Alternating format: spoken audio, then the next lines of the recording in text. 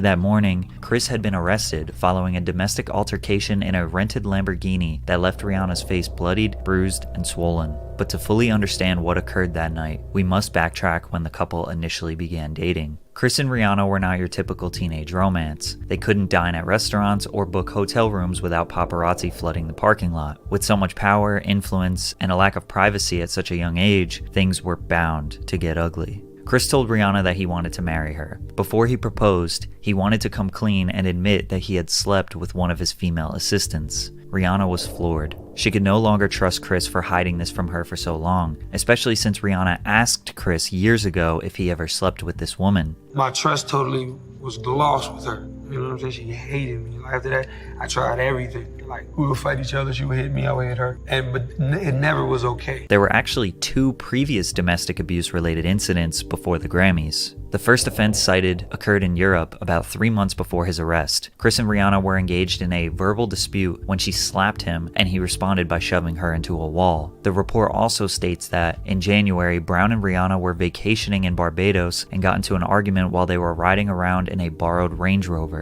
No injuries were reported, but Brown got out of the vehicle and smashed the driver and front passenger side windows. But on February 8th, it all reached a tipping point, and it was about to get bad.